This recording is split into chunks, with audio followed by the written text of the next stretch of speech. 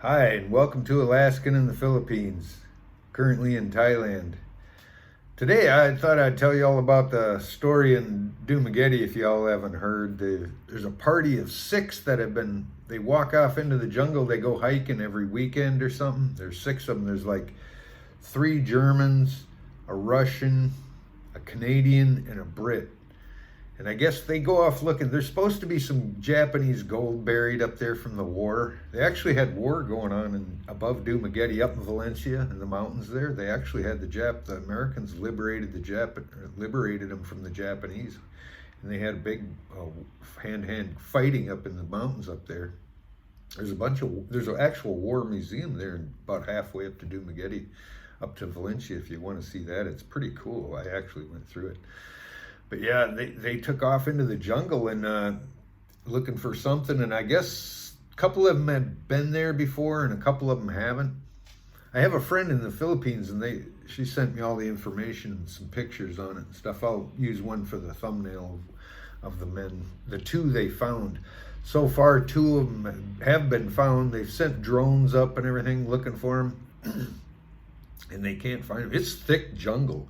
It really is. I tried to walk up into a little bit of it. I was with my girlfriend. I just wanted to go in the jungle a little ways.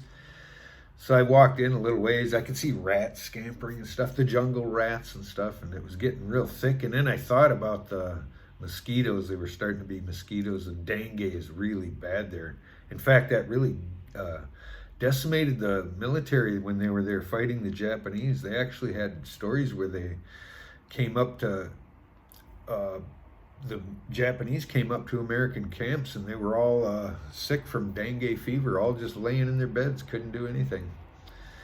I don't know if they killed them or not, but yeah, it was pretty bad. And the dengue took a lot of the soldiers, so that's a thing. And I guess it's been overnight now, and they're worried about it because that Valencia is cooler than, it's not very warm, and they're always blanketed in that fog and rain, and it was raining, so.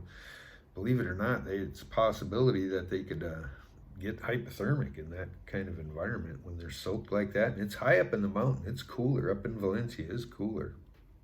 I noticed it when I was there. I felt, almost like Alaska, Not actually, but when you come down to the heat and Dumaguete, it's much nicer up there. So yeah, they're hopefully they can stick together, the four. And I guess they had a German Shepherd with them too. So I actually think they'll be turning up. Those guys will find them. There's people that live in those mountains. I'm sure if they just keep going down, they'll find somebody. If they don't get stuck in some gorge or something, if they just keep going downhill, they're going to end up at the sea. But how do you know when you're on level ground? You still be wandering in circles. Getting lost is no good. I've been lost in Alaska just a little bit, and out in the middle of nowhere, and it's at night, and it's dark, and it's a blizzard, and you might not survive the night if you don't. And we've had to survive on the mountain. I've done it caribou hunting before. We went out, the storm weather came in, and we just knocked down some caribou, and we had to butcher them up, and it was getting dark, and then the storm came in. We couldn't find our way back. I said, let's just stay right here in the side of the mountain. We did, rolled out tarps and slept with bloody caribou that night in the sleds, and we survived the night. Lived to be the next day, and the sun came out, and we were able to see where we were going, and we drove home. And other people were lost that night. They went driving around in that storm and got even lost and ran up their gas and could have had bad things happen, but they just lucked out and made it. But anyway, yeah, it's no small thing to be lost like that. Hopefully the four that haven't been found yet will soon be found. So don't play in Asia if you don't know. I want to do that too. I want to explore the jungle. I really do. But that Dumaguete is so thick. There's a beautiful river comes right down through it too, from up in the mountains. And there's a bunch of them steam vents. You'll see them. I uploaded them on a thumbnail from my other video from the other day. Those are the Valencia steam vents up there. And you can see it from Dumaguete. The mountain's just smoking. It's on volcanic, And then there's this beautiful river that comes down right through the middle of the big valley. They went up, I guess they go every weekend hiking, and I think they're kind of used the excuse of looking, I think they call it Yashimoto's gold or something. During the war, he was supposed to have buried a bunch of gold above Dumaguete or somewhere in the Philippines, and they did find some, I think around Manila area. I don't know if they found any on Negros or not, but I think it's been found.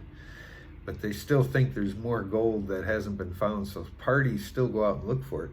Honestly, if it was me, and I went to geology short courses. I went to 2 geology courses with actual mining engineers and a geologist that's put on a course, and I studied geology and mining for a couple of weeks anyway, and plus I've been around it, and I've done a lot of panning and testing and soil and stuff. I've actually found gold in a couple. I've uploaded videos on that if you want. Oh, and if you don't believe me, right here's some of it. I just brought some up, I had it later on to pull out. There's a little gold I found in Alaska. I found more than that. But anyway, that's what I would do. I would go down in that big, beautiful river down there. They've dredged a lot of that out for the gravel and boulders and stuff.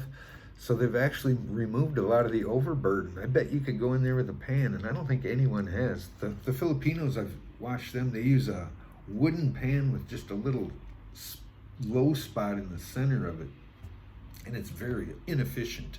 It wouldn't work very good. It would work okay you'd get a little bit maybe, but the new pans they have, the commercial pans have these ridges on them. They have a layer of ridges all the way down the side, one side of the pan, and you just shake the pan and the gold, you shake the rocks off, and the gold will stay in the pan. It won't spill out the side.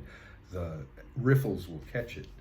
And there's other ways to do it. But anyway, that's what I would do. I would go up there and start panning behind some of the big boulders. It was all nice big rock. It looked like it, to me, and then there's all that volcanic activity and mineralization around there. I'd definitely be in there. I think I was gonna bring my, I had my gold pan and everything all packed and the metal detector that I use. I was gonna bring all that stuff and I didn't. I'm kind of glad I didn't, because things fell apart in Dumaguete for me and I would have had to bring it. I want to try it here too. There's a lot of mineralization. I'm looking at the cliffs right out here. They're all stained red with mineralization. I bet you there's gold here. People just quit looking for gold. There's still, most of the gold in the world hasn't been found. And yeah, I'm going to find some more. But anyway, back on topic. Oh, and off topic down this rabbit hole now. I have a friend there, and she told me the other day, when I first went to Darwin there in Dumaguete, it's a beach out of town a little ways, real nice beach with some coral reef. You can snorkel around. I've seen sea turtles, and there's all kinds of fish. Very beautiful there, and it's a sanctuary. It's roped off, and there's no spearfishing or anything allowed in there. But when I was at the Gracie's, and I got a snorkel mask and stuff, and before I was going for the first time, I had to ask. I was in the South Pacific. Are there any sharks?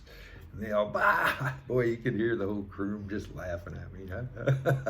No sharks, sir. No sharks. Okay, thank you.